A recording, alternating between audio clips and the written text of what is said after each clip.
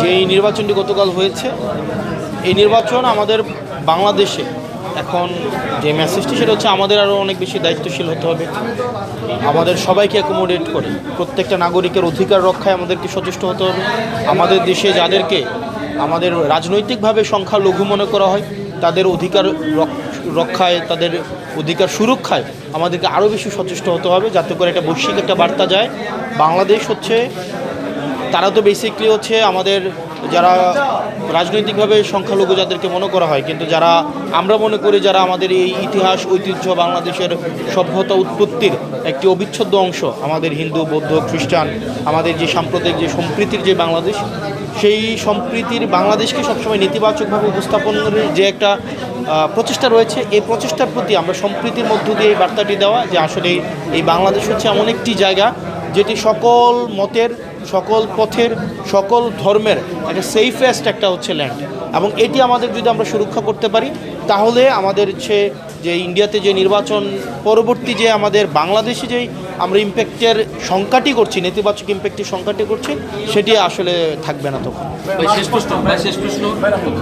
পরিস্থিতি ক্রমশ অবনতি হচ্ছে, যা আমরা দেখতে পাচ্ছি, এবং যিনি এই বিষয়ের দায়িত্বে রয়েছে, আমার মনে হয় যে এই প্রশ্নটি মাননীয় স্বরাষ্ট্রমন্ত্রী যিনি আছেন, মাননীয় স্বরাষ্ট্রমন্ত্রীর কাছে করলে মনে হয় সদুত্তরটি পাওয়া যাবে যে আসলে মানুষ তো বলছে এখন যে আইন শৃঙ্খলার ক্রমশ অবনতি হচ্ছে।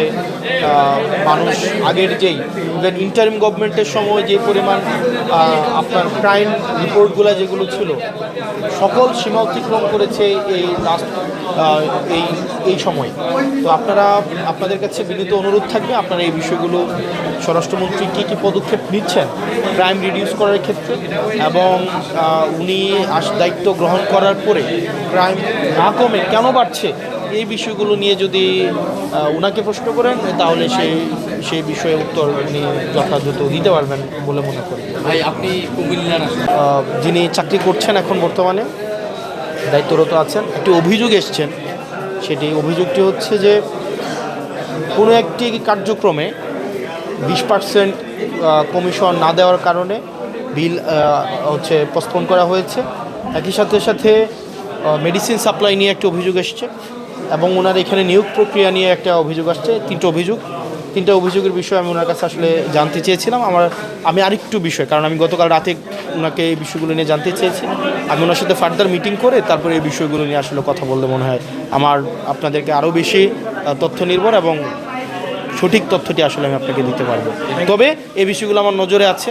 আমি দেবিদ্বারে সেবামূলক যে প্রতিষ্ঠানগুলো রয়েছে, এই সেবামূলক প্রতিষ্ঠানগুলো অবশ্যই জনগণের হতে হবে, এবং সেখানে সেবাগ্রহীতা এবং সেবাদাতার মাঝখানে কোনো মধ্যস্বত্বভোগী থাকবে না। এবং ইতিমধ্যে আমি বিশ্বাস করি আপনারা আমার আন্তরিকতার মানে যদি কোনো ঘাটতি থাকে সেক্ষেত্রে আপনারা আমাকে বলবেন। আমি আমার জায়গা থেকে আমার সর্বোচ্চটা দিয়ে আমি চেষ্টা করছি।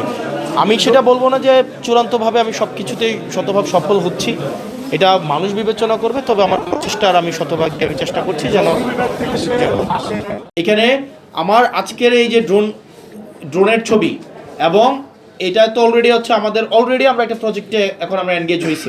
তার মানে আগামীকাল পরশু যদি কেউ জমি কিনে, এখানে একটা ধরেন ওই যে কিছু এখানে নর্মালি হয় কি, গাজীপুরে যখন ওয়ালটন কোম্পানিটা যখন টাঙ্গাইলে করে, তারা এই জায়গায় তাদের কস্ট 2.5-3 গুণ বেড়ে যায়, কারণ ওইখানে ছোট ছোট জমি করে।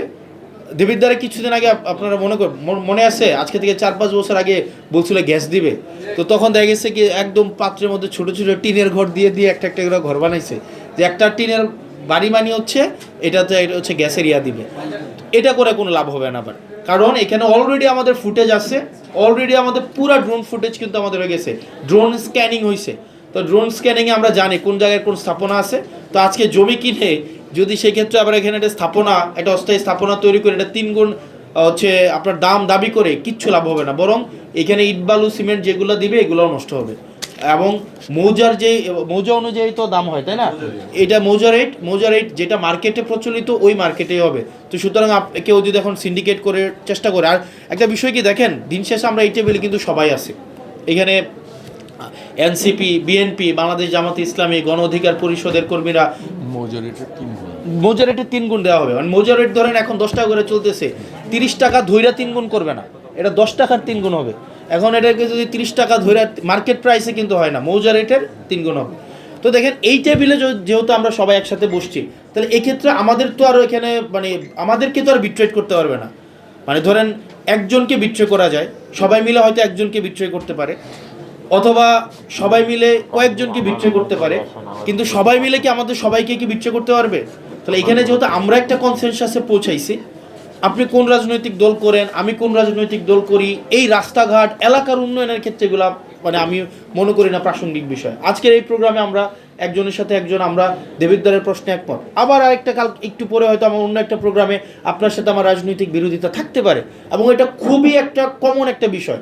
আবার দেখা যাবে সন্ধ্যায় আবার আপনার মেয়ের বিয়েতে আমাকে দাওয়াত দিলে আমি যাব, আমার একটা প্রোগ্রামে আপনি আসবেন, আপনি অসুস্থ হলে আমি দেখতে যাব। এটা খুব একটা ধরেন এটা তো আমাদের এক রকমের এই পলিটিক্যাল কালচারটাই তো নিয়ে আমরা থাকতে চাইতেছি, নাকি ব্যাপারটা এমন হবে যে আপনার সাথে আমার রাজনৈতিক মত পার্থক্য মানেই আপনার সাথে আমার মুখ দেখা দেখে বন্ধ হয়ে যাবে, মারামারি হবে, কোনো কিছুতে আপনার সাথে আমার একমত হবে না? ব্যাপারটা কেমন? ধরুন একটা ইভেন্টে আপনার সাথে আমার একমত হইলো না, পরের ইভেন্টে আবার একমত হবে, আবার পরেরটাতে আবার হচ্ছে আপনার সাথে আমার দ্বিমত হবে, তারপরেরটা, এভাবে হচ্ছে আমাদের সোসাইটিটাকে আসলে আমরা অ্যাকোমোডেটেড করতে পারবো, এবং আমাদের সোসাইটিটাকে দিন শেষে আমরা সুখী সমৃদ্ধ উন্নত করতে পারবো। আদারওয়াইজ কিন্তু আমাদের সোসাইটিতে বিভাজন কনফ্লিক্ট লাগায় আমরা কোনোদিন করতে পারবো, মানে আমরা প্রোগ্রেসের দিকে যাইতে পারবো না। সেজন্য আপনারা আজকে এই টেবিলে যারা আছেন, আমরা যদি একসাথে থাকি তাহলে এই যে ল্যান্ড অ্যাকুইজিশন ফ্রডুলেন্স এই জায়গাগুলো ঘটবে না, কেউ আমাদের সাথে হচ্ছে কোনো ঝামেলা করতে পারবে না। তো আমরা আশা করি এটাকে উনি ডিপিপি প্রজেক্টের এস্টিমেশনটা আশা করি আমাদেরকে যদি উনি বলেছেন এই মাসের মধ্যে উনি আমাদের পেপার ওয়ার্কটাকে কমপ্লিট করতে পারবেন। এই মাসের মধ্যে সম্ভব পেপার ওয়ার্কটা কমপ্লিট করা? এই মাসের মধ্যে পেপার ওয়ার্কটা যদি উনি কমপ্লিট করতে পারে, আপনারা কি হচ্ছে এই সবগুলো সার্ভেটা মানে কোন কি প্রসেসে সার্ভে করেন আপনারা? মানে অলরেডি ডান? ওকে, ডান। তার মানে এই মাসের মধ্যে যদি উনি পেপার ওয়ার্কটা করে দেয়, তারপরে কাজ হচ্ছে আমার, আমি যেখানে গিয়ে রিকোয়েস্ট করতে হয় কীভাবে আইনগতভাবে যা যা করা লাগে দেবিদ্বারের স্বার্থে আপনারা আমাকে একটু সহযোগিতা করবেন, কি কি করা লাগবে আপনারা আমাকে একটু পরামর্শ দিবেন। দেখেন আমার দুইটা চোখ, আমি দুইটা চোখে তো সব দেখবো, ব্যাপারটা এমন না। আমিও তো ভুল ভ্রান্তির ঊর্ধ্বে না, আমার ভুল হইতে পারে। এখানে দেখেন আমরা সবাই এখানে যারা আছি, আমরা কি সবাই একই ধরনের কাপড় পরছি বলেন? আমরা কি সবার চুলের কাটিং এক? আমরা কি সবাই এক খাবার খাইতে পছন্দ করি? কেউ এখানে খাবার তিনটা দিছে, কেউ মিষ্টিটা খাইছে, কেউ সিঙ্গারাটা খাইছে, কেউ হচ্ছে কমলাটা খাইছে, কিন্তু আমরা এটা নাকি কোনো ঝগড়া বিবাদ ফ্যাসাদ করছি? আমাদের পছন্দ আলাদা হবে, আমাদের দৃষ্টিভঙ্গি আলাদা হবে, আমাদের হচ্ছে পোশাকের ধরন আলাদা হবে, রুচিবোধ আলাদা হবে, কিন্তু আপনারা ঠিক একইভাবে আমাদের দেখার দৃষ্টিভঙ্গিও যেভাবে আলাদা হবে, আমার সিদ্ধান্ত গ্রহণ প্রক্রিয়াটা হয়তো আলাদা হতে পারে। আপনি হয়তো এভাবে ভাবতেছেন, আমি হয়তো এভাবে ভাবতেছি।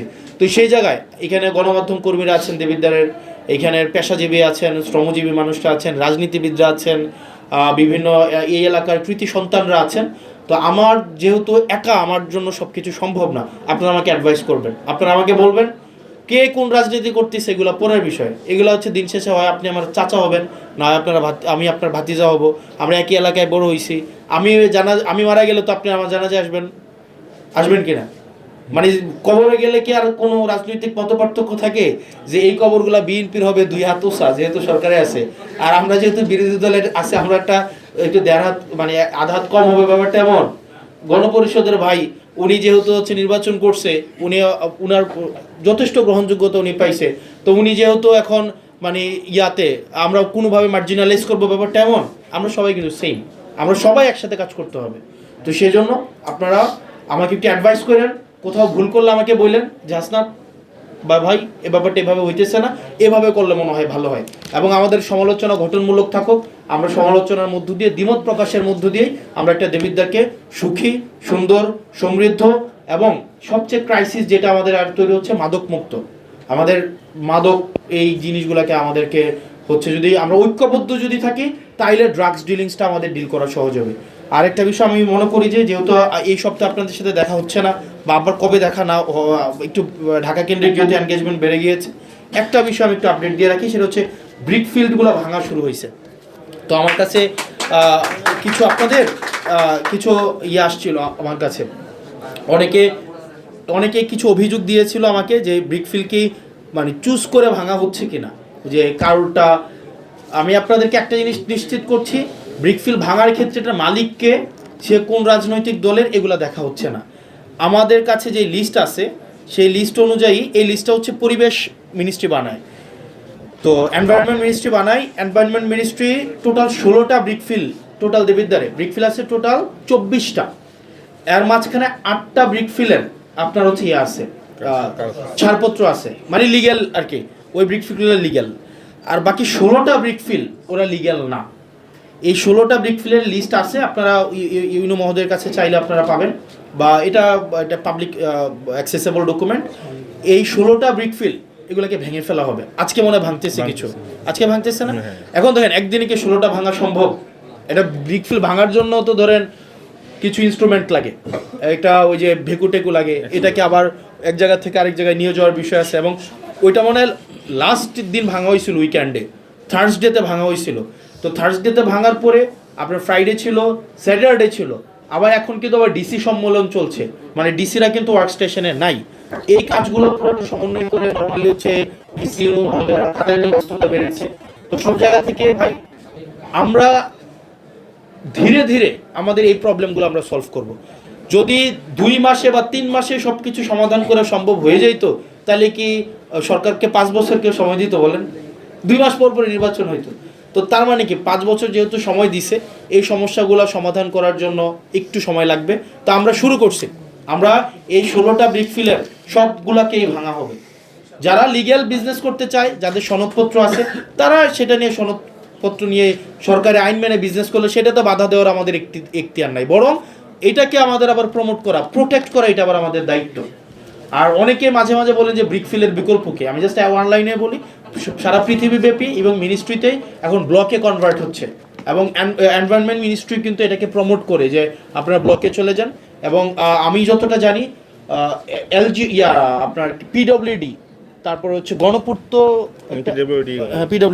পিডব্লিউডি এর সকল কার্যক্রম মনে হয় ব্লকে করতে হয়, ওখানে মনে হয় ইট দিয়ে করা যায় না মনে হয়, এরকম একটা বিধি। মানে মেন কথা হচ্ছে ব্লকে অনেক বেশি কনভার্ট হচ্ছে। তো সেই জায়গা থেকে ভাই দিন শেষে আমি যা করতে চাই, এটা ভালো কাজ করতে যদি চাই, আপনারা যদি বিরোধিতা করেন তাহলে এটা সম্ভব না, কোনোদিনও সম্ভব না। কিন্তু আবার একটা খারাপ কাজ যদি করতে চাই, সবাই মিলে যদি আবার সমর্থন দেন, তাহলে খারাপ কাজটা সাকসেসফুলি করা যাবে। তাহলে দিন শেষে একটা কাজ আমি করে সাকসেসফুল হব কি হব না, এটা নির্ভর করে কিন্তু আপনাদের উপরে, মানে আমি এটা বুঝাইতে চাচ্ছি।